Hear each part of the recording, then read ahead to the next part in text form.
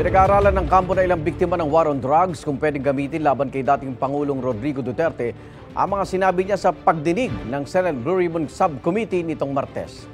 Ang House Quad Committee na nag-iimbestiga rin sa drug war, muling hinimok ang dating Pangulo na humarap din sa kanilang pagdinig. May unang balita si Sandra Aguinaldo. I can make the confession now if you want. Meron akong death squad, pero hindi yung mga pulis. Sila rin yung mga gangster.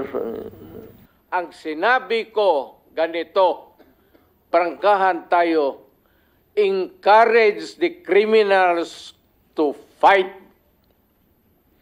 Encourage them to draw their guns.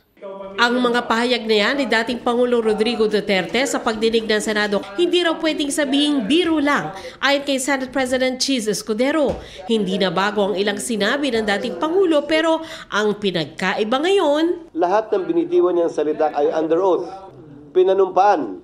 At sinabi niyang yan ay totoo sa abot ng kanyang nalalaman na pwedeng magamit kung sakasakali pabor o laban sa kanya. I think he is proud of the things he did and said. Hindi niya ikinakahiya yung kanyang ginawa at mga sinabi.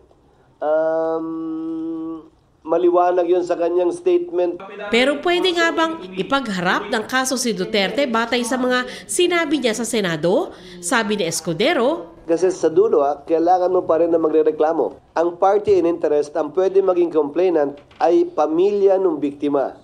ang grupo ng mga kaanak ng drug war victims pag-uusapan ng posibleng legal na hakbang. Pero sana raw, tulungan sila ng gobyerno. Baka po pwedeng tingnan ng Department of Justice o ng mga NBI, sila yung mas may poder para tingnan po ang mga kasong ito at balikan at maibigay yung katarungan sa mga pamilya ho na nag-aasam ng katarungan.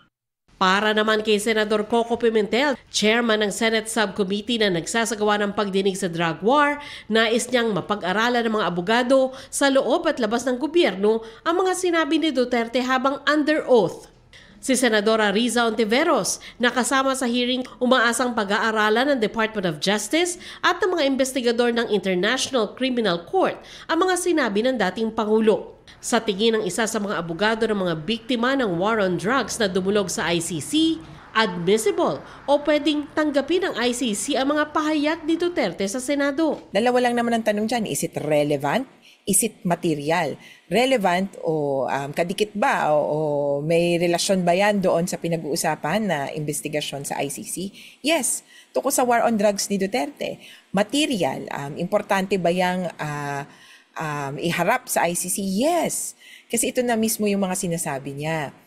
Panawagan ni ACT Teachers Party List Representative Franz Castro, isumite ng Senado ang affidavit at recording ng pagdinig ng Senado sa ICC. Ang Quadcom sa Kamara, muling iginiit ang kanilang imbitasyon na humarap si dating Pangulong Duterte sa pagdinig nila. Nasa DOJ na raw ang bola para mag-imbestiga ukol sa mga pahayag niya sa Senado. These cases could include crimes against humanity as penalized under Republic Act No. 9851, the Philippine Act on Crimes Against International Humanitarian Law, genocide, and other crimes against humanity. That's the title of the Republic Act. And other criminal laws, not to mention the potential jurisdiction of the ICC. Pag hiniling po ng DOJ that we can turn over the documents, we will do it. Kung tatanungin ang ilang co-chairs ng Quadcom sa Kamara, mas pabor sila kung korte sa Pilipinas ang hawak sa kaso ni Duterte. Well, I have always been true to my statement since we started the EJK hearings that I'm not going to allow the ICC to get our documents for that. Parang mas maganda na domestically na lang siya ma-prosecute. Hindi ako pabor dyan sa ICC na ever since. Now, kung magpa-fail po ang DOJ on doing their job on this matter, then the more na ICC will take cognizance. So I think it's really up to the DOJ to do their work. Kinukunan namin ng pahayagan DOJ ukol dito. Ito ang unang balita. Sandra Aguinaldo para sa GMA Integrated News.